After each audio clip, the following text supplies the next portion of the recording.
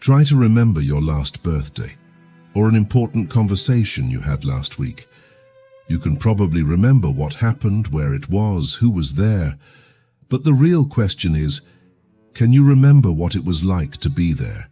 Not just the fact, but the feeling. The problem we are discussing today is not a lack of memory.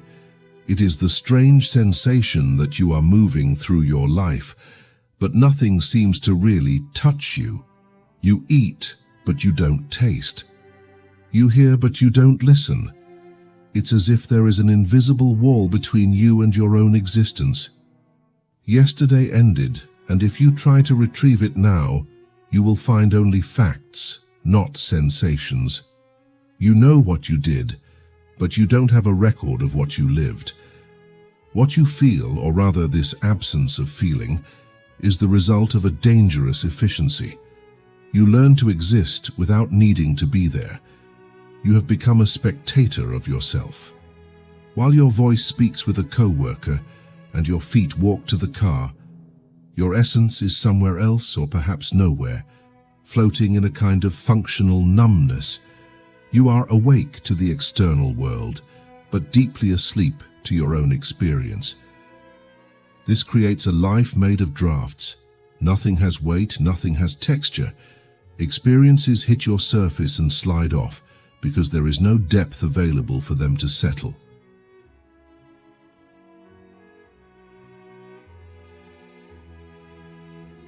You are not sad. Sadness requires a depth that you are not accessing. What you feel is a leveling. Bad news doesn't bring you down and good news doesn't lift you up. It's as if your emotional system has installed a voltage limiter.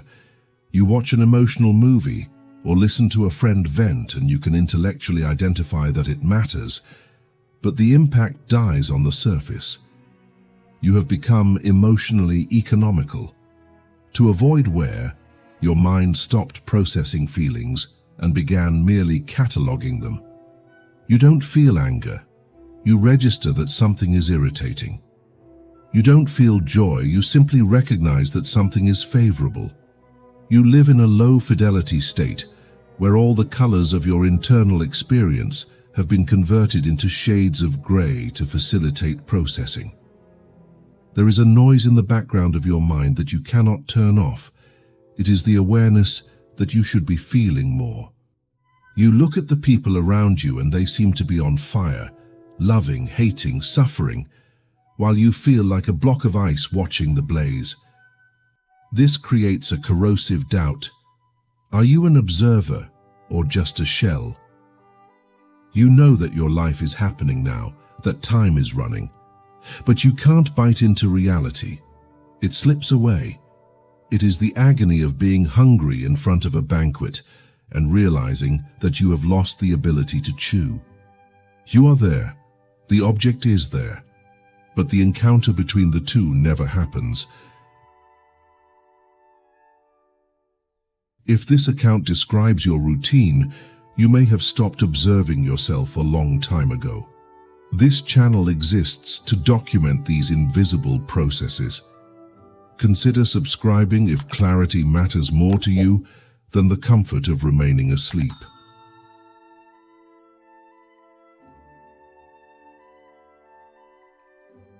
The practical consequence is that your decisions have lost their DNA.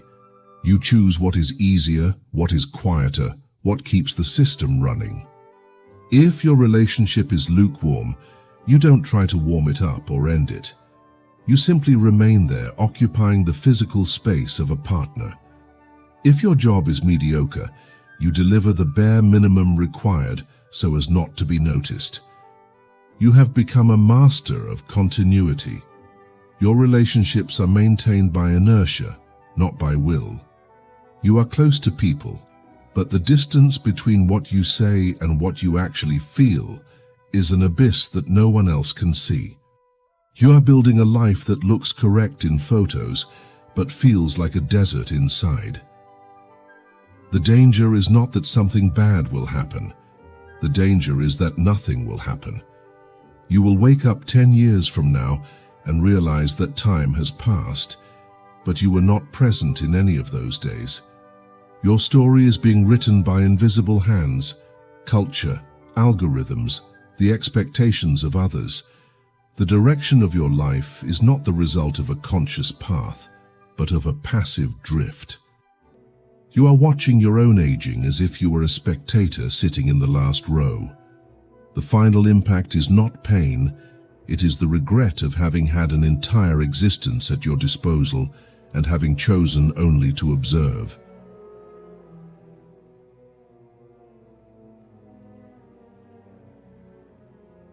Your brain is, by nature, an energy economist. For it, consciousness is expensive. It consumes glucose, oxygen, and processing time. That's why it developed a survival strategy called sensory adaptation. Imagine the first time you entered a new job or a new home. Every detail stood out. The smell of the environment, the tone of people's voices, the texture of the table. Your senses were on high alert because everything was new and potentially relevant information. But time passes. The brain, seeking efficiency, begins to create shortcuts. It understands that that smell is not a threat, that that tone of voice is the norm, and that that texture is constant. Gradually, it stops processing external reality and begins to project an internal hologram based on what it already knows. You are no longer seeing the person in front of you. You are seeing the mental image you built of them over the last 5 years. This is what we call inattentional blindness. You move through scenarios that have already been archived. That's why you can drive for miles without seeing the road. Your conscious self has been put on standby while the automatic system executes the task. The problem is that you have applied this standby mode to your entire life. You are saving consciousness for a special moment that never arrives, and meanwhile, the substance of your reality is being filtered and discarded before it even reaches your perception. You live in a low-resolution world. The colors are less vibrant, the sounds are muted, and emotions are only echoes. You are not present because your brain has decided there is nothing new to learn there. You are a victim of your own ability to learn and adapt.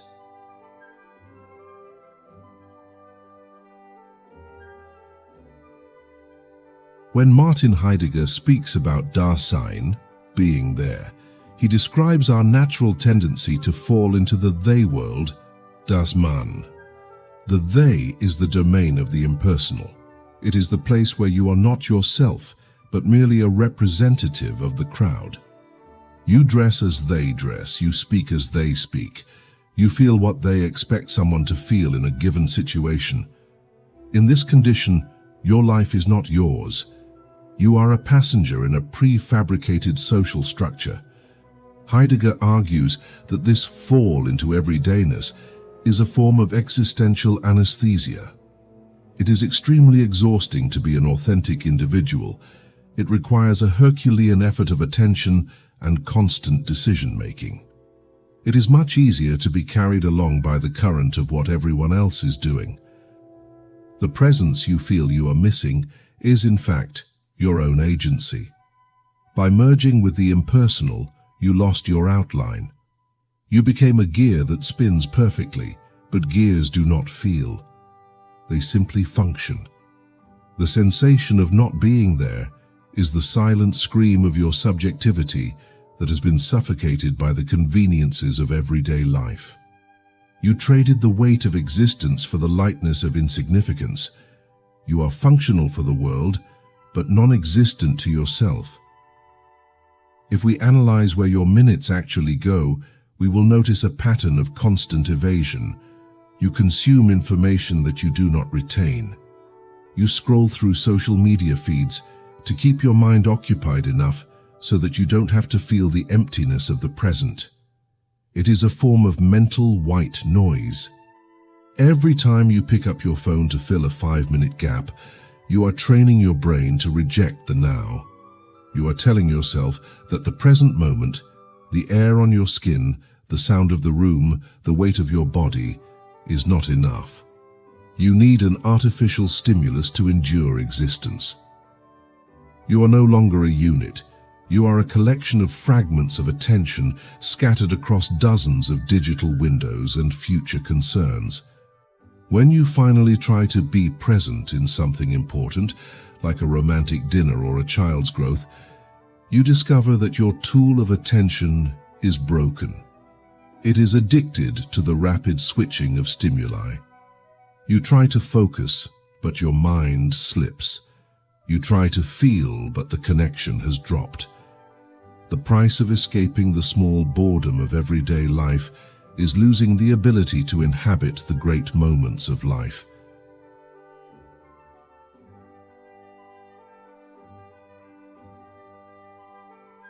Have you ever noticed that, deep down, you like not feeling anything? There is a perverse comfort in being anesthetized. Feeling life hurts. Engaging with the present means you can be rejected, you can fail, or you can discover that you don't like the person you have become. The absence you feel is not a flaw. It is a defense mechanism that you built yourself. You chose gray because brightness blinded you. It is much safer to be a cynical spectator than a vulnerable participant. By complaining that nothing touches you, you are in fact boasting about your own armor. You turned your emptiness into a sophisticated identity, but know that this peace of mind you feel is, in reality, the rigor mortis of your soul. You are not at peace. You are merely paralyzed by the fear of feeling alive and discovering that life is too messy for your control. Some people escape from life through chaos, but you escape through order. Your obsession with optimizing every second, with using productivity apps, and with having a perfect routine is your greatest distraction. If everything is on the schedule, nothing can surprise you. If nothing surprises you, you don't need to be there. You just have to follow the plan. You turned your life into an Excel spreadsheet. The problem is that no one feels emotion in front of a spreadsheet.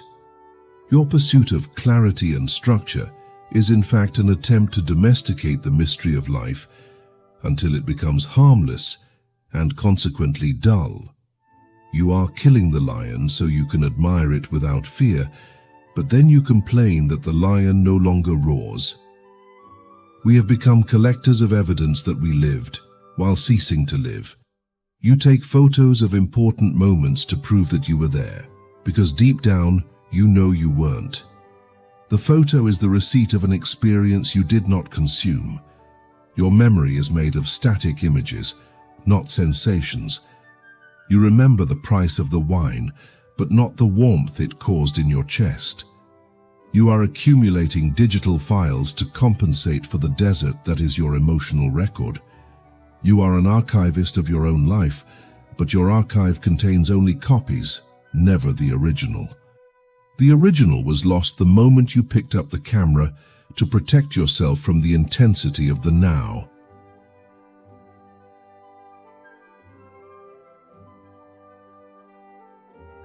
Have you ever caught yourself judging someone who was visibly emotional? Someone who was laughing too loudly, crying awkwardly, or fighting for something that seems small? Often your detachment is not a failure of connection. It is a mechanism of internal status. By not getting involved, you feel more intelligent, more controlled, more above the human mess. You convinced yourself that intensity is a form of weakness. This is the observer's trap. You traded the pleasure of living for the satisfaction of analyzing. You became a critic of existence. The problem is that the critic never steps onto the stage. He spends his entire life commenting on the performance of others, while his own body ages in the audience seat. This feeling of not being there is the price you pay to never look ridiculous. You are impeccable, but you are sterile. Your absence is fueled by a residual hope that the present is just a draft. There is a voice in the back of your mind that says, "This doesn't count. Real life will begin when I have that house, that body, or that recognition. You are simply waiting for time to pass so you can get to what matters. But consciousness does not work that way. If you train your mind to ignore the now in the name of an ideal future, you are atrophying your muscle of perception. When your ideal future arrives, you will not have the tools to feel it. You will be there in your dream house with the person you desired and still feel empty. Why? Because you became a professional at not being where you are. You spent decades practicing absence and now it is your only skill. Sometimes not being present is a way of punishing the world. By emotionally withdrawing from your life, your work, or your relationship, you are sending a silent message. This is not good enough for me. You become a victim of circumstances, someone who deserved more, and therefore refuses to give their best to what they have now.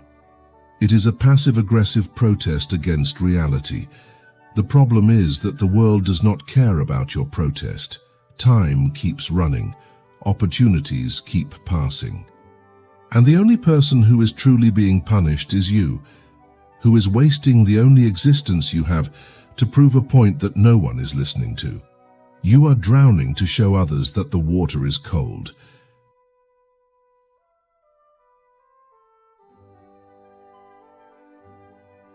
You spend hours consuming productivity content and watching videos like this. You feel like you are preparing to live. You believe that if you accumulate enough information, life will become easier to manage. But information is the opposite of experience. Knowing how fire burns is not the same as feeling the heat. You are trying to replace the courage to live with the safety of understanding. Understanding is a protection. Experience is an exposure. The reason you don't feel present is that you are trying to live through the intellect. You want guarantees, you want a map where every hole is marked.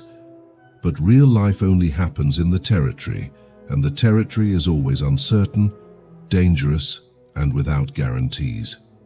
You are so busy reading the manual that you forgot to turn on the machine. Your relationships suffer from a technical presence. You listen to people. You remember what they said. But there is no exchange of energy. You have become a diplomat in your own home. You avoid conflict because conflict requires real involvement, and you are too exhausted to get involved. You prefer a false peace to a turbulent truth. This creates cardboard connections. They look solid from a distance but collapse at the first sign of rain. You are surrounded by people, but feel deeply alone because no one can touch your real self. Not even you know where it is hidden anymore, beneath so many layers of protection and polite indifference.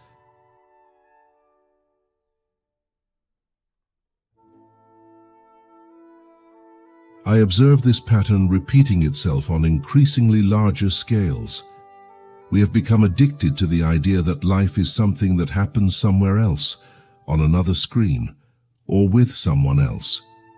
We have created a culture of voyeurs who watch everything but feel nothing. Excessive adaptation to one's own life is, in fact, a form of slow surrender. You stopped fighting for your attention, and now it is the property of any algorithm that knows how to push your buttons. The truth is that life does not disappear all at once in a great tragedy. It is drained drop by drop in every moment you choose not to look, not to feel, and not to care. Every whatever you say is a nail in the coffin of your aliveness. And the most frightening thing is not that you will die one day. The most frightening thing is that you may reach the end and realize that technically you were never here. You were just a shadow that passed through the room without knocking over any furniture. Life is not a problem to be solved or a pattern to be analyzed. It is an experience to be suffered and celebrated with every fiber of your being. If you spent this entire video thinking about how this applies to someone else, or if you simply catalogued these ideas as interesting, you have just proven the point. The only way out is friction.